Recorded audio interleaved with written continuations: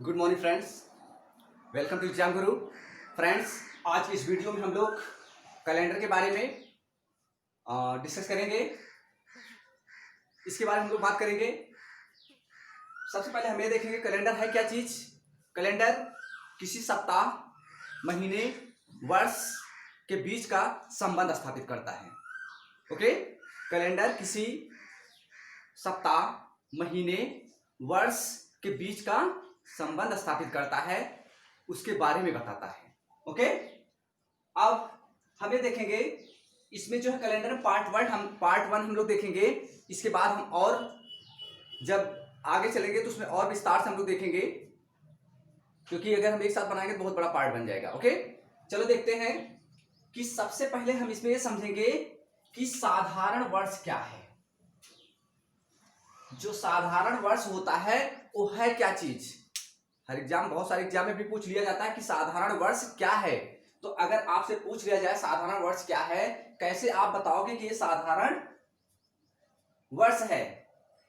तो जो भी ईयर दिया जाता है, जो भी ईयर रहेगा, जो भी ईयर आपको दिया जाएगा, उस ईयर में अगर आप 4 से डिवाइड करते हैं, 4 से भाग देते हैं, अगर वह ईयर 4 से डिवाइड नहीं होता है तो वो होगा साधारण वर्ष। साधारण वर्ष कैसे समझोगे? जैसे कोई वर्ष दिया है और वह 4 से, अगर उसको 4 से डिवाइड करोगे, अगर वह डिवाइड नहीं होगा पूरी तो जान जो ये क्या है, ये साधारण वर्ष है। जैसे देखते हैं हम लोग, जैसे दिया है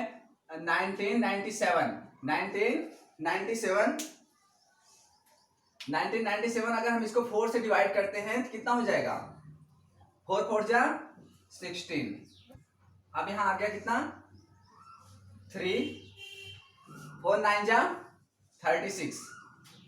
कितना आया? 4 9 जा 36। यहां पे कितना बचा? 3। अब 7 ड्रा करो। अब फिर कितना हो जाएगा? 4 9 जा 36। अब यहां रिमाइंडर कितना बच गया? यहां रिमाइंडर बच गया 3। यानी कि ये जो 4 से डिवाइड नहीं हो रहा है। अगर जो ईयर 4 से डिवाइड नहीं होगा वो होगा साधारण वर्ष। अब आपको साधारण वर्ष कंफ्यूजन नहीं होगा कि किसे साधारण वर्ष कहते हैं और किसे लीप वर्ष कहते हैं। तो साधारण वर्ष जो होगा वह 4 से अगर डिवाइड आप करोगे तो डिवाइड, उस ईयर में 4 से डिवाइड करोगे, डिवाइड नहीं होगा तो वह हो जाएगा साधारण वर्ष। ओके, और जो ईयर 4 से पूर्णतः मतलब पूरी डिवाइड हो जाए वो होगा लीप वर्ष।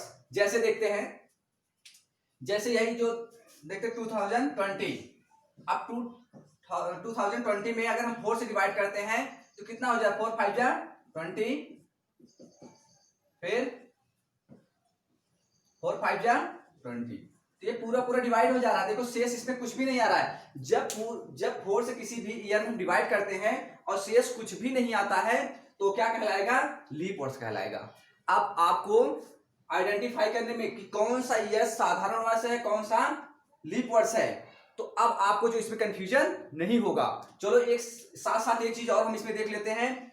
तो कुछ इसमें जो है, अभी हम लोग बात करते हैं कोई भी ईयर है, उस ईयर में जो फेब आता है, फरवरी आता है, कोई जो है 28 दिन का हो जाता है और कोई 29 दिन का हो जाता है। अब हम कैसे समझेंगे कि जो है इसका जो है कौन से ईयर में, जैसे फरवरी आ जाता है तो काफी लोग कंफ्यूजन होते हैं कि ये जो है 29 दिन का है कि 28 दिन का है।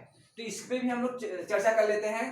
तो याद रखना, जो भी ईयर जो 4 से डिवाइड आप कर रहे हो, अगर 4 से आप डिवाइड करोगे और वो संख्या, वो ईयर पूरा अगर डिवाइड हो जाएगा तो वो होगा उस वर्ष का जो फरवरी माह आएगा, फेब आएगा, वो होगा 29 दिन का। कितने दिन का होगा?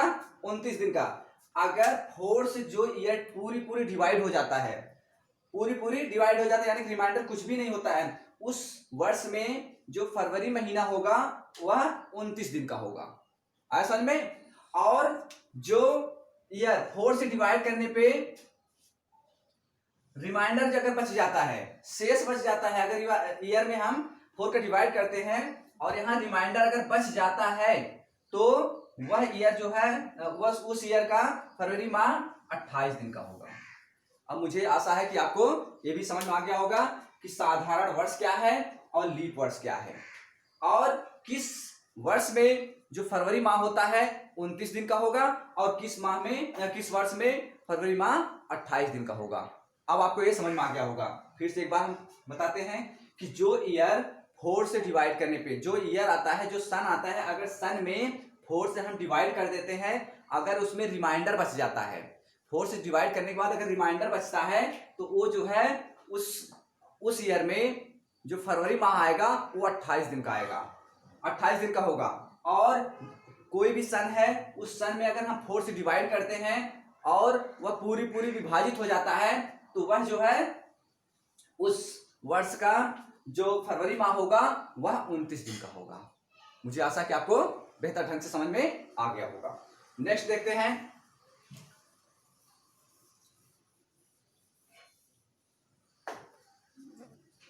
उसके बाद आता है साधारण वर्ष में दिनों की संख्या। अगर आपसे बात करें कि साधारण वर्ष में दिनों की संख्या कितनी होती है, कोई भी अगर आपसे पूछे कि साधारण वर्ष में दिनों की संख्या कितनी होती है, तो आप बताओगे साधारण वर्ष में दिनों की संख्या क्या होगी, 365, 365 दिन होती है।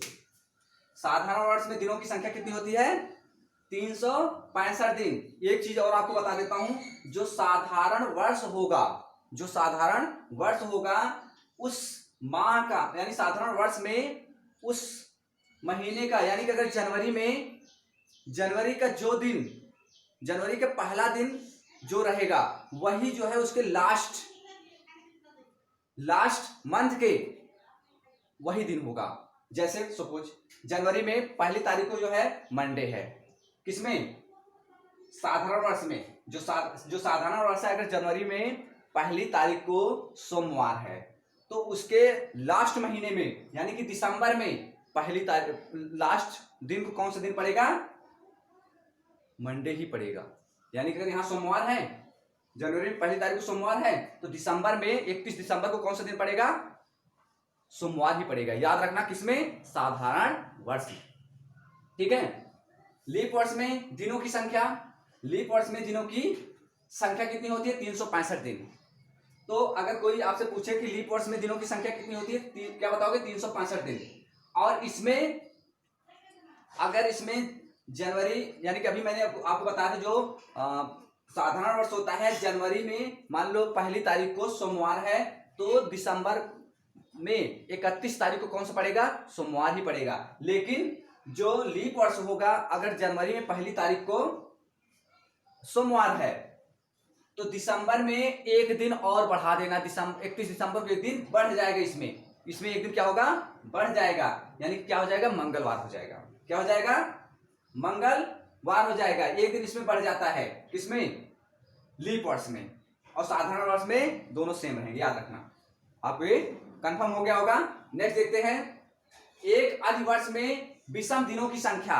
अगर आपसे साधारण वर्ष में विषम दिनों की संख्या पूछ लेता है, ये काफी पेपर में पूछा भी जाता है कि साधारण वर्ष में विषम दिनों की संख्या कितनी होगी, या साधारण वर्ष में सप्ताहों की संख्या कितनी होगी, तो आप जो है याद रखना कि जब विषम दिनों की संख्या अगर पूछे या अधिवर्ष की संख्या पूछे, तो जो साधारण वर्ष अगर पूछ रहा है, साधारण वर्ष में आप जो है जो सप्ताह होता है, एक सप्ताह में कितने दिन होते हैं, 7 डेज होते हैं। तो इसी का 7 का इसमें डिवाइड कर देना। 7 के जब डिवाइड करोगे तो कितना आ जाएगा, 52 सप्ताह आ जाएगा, सप्ताह हो जाएगा। और शेष कितना आ जाएगा, शेष 1 आ जाएगा। कितना आएगा, शेष 1। अगर हम 7 का डिवाइड इसमें करते हैं 365 में, तो इसमें जो है शेष, जो शेष आएगा, हमको शेष से मतलब है, शेष जो आया, शेष कितना है, 1 आया है। तो यही 1 क्या है, इसी को हम बोलेंगे अधिवर्ष। क्या बोलेंगे इसे ही अधिवर्ष बोलेंगे। अधिवर्ष कितना आ गया, 1। ठीक है। जैसे एक अधिवर्ष में विषम दिनों की संख्या कितनी है, 1 है। ठीक है। इसके लिए किसमें है, साधारण वर्ष के लिए बात हो रही है। अधिवर्ष मतलब साधारण वर्ष। और लीप वर्ष में अगर बात करें कि लीप वर्ष में विषम दिनों की संख्या कितनी होगी, अगर आपसे ये पूछ लिया जाए कि लीप वर्ष में विषम दिनों की संख्या कितनी होगी, तो वही सेम फार्मूला आप अप्लाई करोगे। 366 में 7 का डिवाइड कर देना है। अगर 7 का डिवाइड कर दोगे इसमें 2 शेष आ जाएगा, तो इसका क्या हो जाएगा रिवर्स, यानी कि इसका क्या हो जाएगा शेष विषम दिनों की संख्या 2 आ जाएगा। कितना आ जाएगा 2 होगा, याद रखना। ओके, चलो इसमें हम जो है आज इसमें हम कुछ एक्सरसाइज भी करेंगे, जैसे कि एक ही वर्ष में दिनों को ज्ञात करने के लिए। जैसे आज जो है 7 यानी कि 17 जून को बुधवार है, तो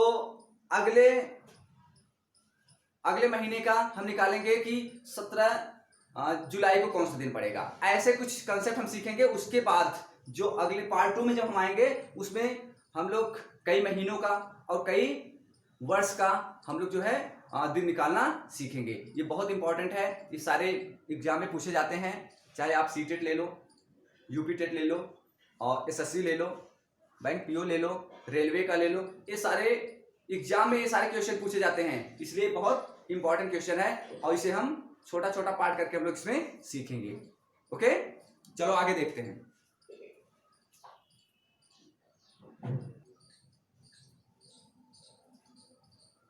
देखते हैं पहला क्वेश्चन क्या है इसमें।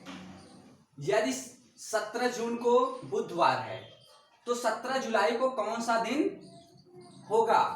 याद रखना, जब कभी इस तरह क्वेश्चन आ जाए पेपर में, यदि 17 जून को बुधवार है तो 17 जुलाई को कौन सा दिन होगा। कभी भी अगर हमको दिन निकालना है तो ये देखना है कि कैसे आपको निकालना है। इसको अगर ध्यान से देखोगे आपको फटाफट आ जाएगा। ध्यान दो कैसे मैं निकाल रहा हूं। यदि 17 जून को बुधवार है, 17 जून को बुधवार है तो 17 जुलाई को कौन सा दिन होगा।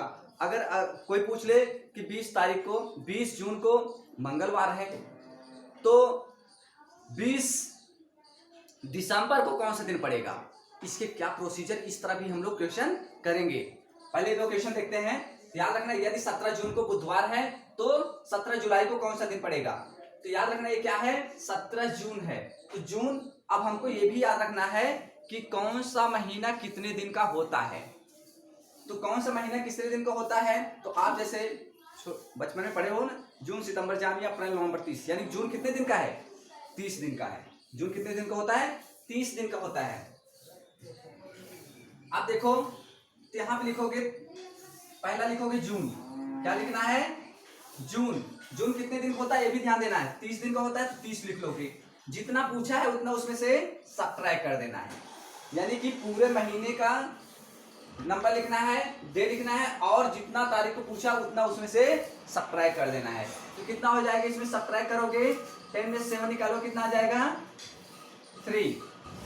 10 में से यहाँ से कैरी करो, 10 हो जाएगा, 10 में से 7 निकालोगे 3 और बचा यहाँ पे 2 में से 1 निकालोगे 1 बचेगा। ठीक है, अब इसमें जो भी ये बोला है यही चीज इसमें ला करके जुलाई का है। जुलाई में यानी जितने दिन पूछा वही लाकर इसमें ऐड कर देना है।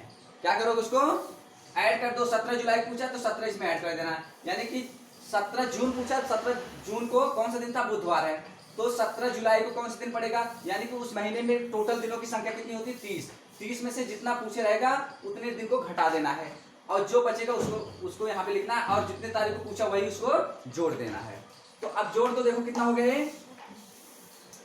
7 3 10, 1 कैरी हो जाएगा, 1 2 3, कितना हो जाएगा 3, कितना हो गया ये 3। अब ये देखना है जून से जुलाई आगे की तरफ हम लोग बढ़ रहे हैं। अब ध्यान देना, ये 30 आ गया। अब जो ये 30 आया है, अब हमको ये देखना है कि महीने हफ्ते में, एक हफ्ते में, एक सप्ताह में कितने दिनों की संख्या कितनी होती है, 7। तो उसी 7 के इसमें डिवाइड कर दो। कितने डिवाइड करोगे, जो टोटल आया उसी टोटल में 7 का डिवाइड कर दो। 7 में 30 में 7 का डिवाइड करो, कितना हो जाएगा, 7 4 जा 28, कितना हो जाएगा 28 हो गया कि नहीं। यहाँ पे 7 4 जा 28। अब इसको सब्ट्रैक्ट करो, यहाँ से 1 ले कैरी, 10 हो जाए, 10 में से 8 निकालो, कितना आ जाएगा 2 और 2 में से 2 कुछ नहीं, शेष कितना आया। अब देखो डिवाइड करने के बाद कितना आया उसको हमें नहीं देखना है, डिवाइड करने के बाद जो शेष आया है उस पर हमें ध्यान देना है। जो शेष आया है उसी को हमें ध्यान देना है, जो ग्रेडियंट आया है इसका हमें मतलब नहीं है। तो ये जो 2 आया है, कितना आया है 2, डिवाइड करने में 2 आया, 2 शेष आया है। अब हम ये देखेंगे कि 17 जून को कौन सा दिन था, बुधवार। क्या था, 17 जून को बुधवार था। अब बुधवार से आप 2 स्टेप आगे जाओ, बुधवार फिर गुरुवार उसके बाद शुक्रवार, कौन सा दिन आएगा, बुधवार, उसके बाद 2 स्टेप जाओगे, 2 दिया तो 2 स्टेप आगे, बुधवार के बाद क्या आता है, गुरुवार, उसके बाद शुक्रवार। तो आंसर इसका क्या हो जाएगा, शुक्रवार, शुक्रवार हो जाएगा। यानी कि 17 जुलाई को कौन सा दिन पड़ेगा, शुक्रवार। आगे समझ में, इसी तरह आप और करना, निश्चित रूप से आपको समझ में आ जाएगा। 2-4 क्वेश्चन खुद करोगे तो ज्यादा समझ में आएगा। नेक्स्ट देखते हैं,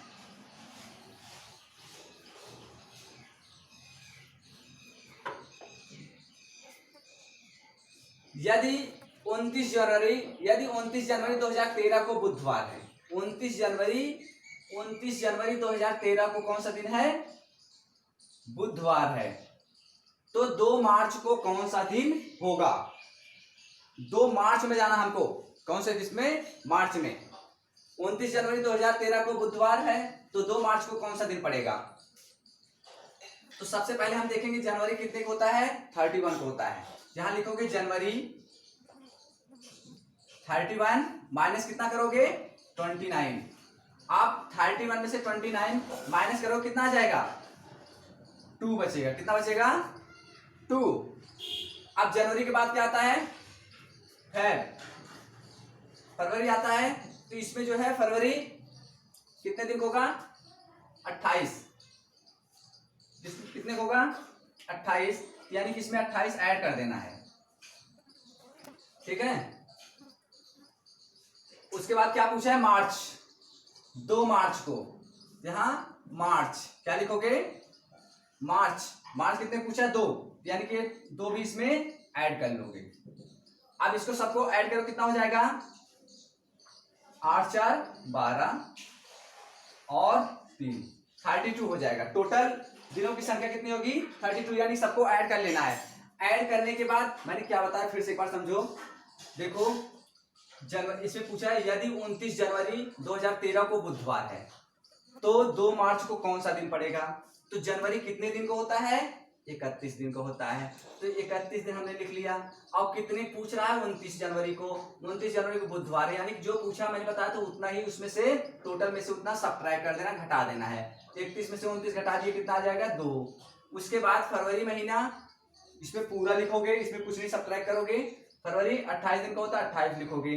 मार्च में 2 को ही पूछा है, इसलिए हम लोग 2 लिखेंगे, ठीक है। अब जब इसको हम लोग जोड़ दिए तो कितना हो जाएगा, 8 2 10 2 12 2 और 1 3, 32 हो गया।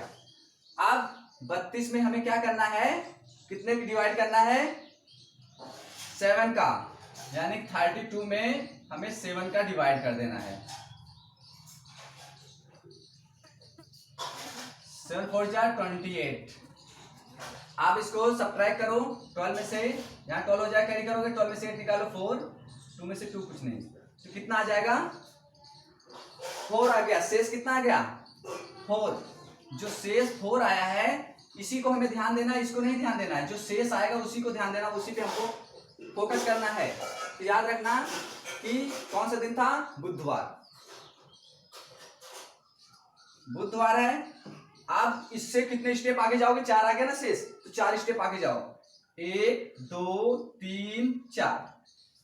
बुधवार के बाद आता है गुरुवार, शुक्रवार, शनिवार, उसके बाद रविवार। फिर से देखो, बुधवार के बाद क्या आता है, बृहस्पतिवार ही आता है। बुधवार, बृहस्पतिवार, उसके बाद शुक्रवार, फिर शनिवार, फिर रविवार। तो कौन सा आंसर आ गया, रविवार। याद रखना, ठीक है, रविवार आ गया। तो इसका आंसर कौन सा होगा, रविवार। कभी कभी बच्चों ऐसे ही पूछ लेता है, जैसे कि अगर 29 अगर 29 मार्च को पूछ लिया, अगर 29 मार्च को बुधवार है तो 29 जनवरी का अगर पूछ लिया, अगर उल्टा आना हो, अगर उल्टा पूछ लिया तो मतलब आगे से पीछे की तरफ अगर पूछता है तो जो हम लोग स्टेप आगे की तरफ जा रहे हैं उसको आगे की तरफ न जाकर के हम लोग पीछे की तरफ जाएंगे, कभी भी पूछता है तो जैसे बुधवार पहले क्या आता है, मंगलवार, फिर सोमवार, फिर रविवार, फिर शनिवार। ठीक है, अगर पीछे की तरफ जाना है, अगर महीने के पीछे की डेट पूछता है तो आप जो डे दिया है उसके पीछे जाना है, अगर आगे पूछता है तो आगे की तरफ जाना है। याद रखना है, ये बहुत इंपॉर्टेंट है, ये ऐसा क्वेश्चन पूछता है। Okay, thank you.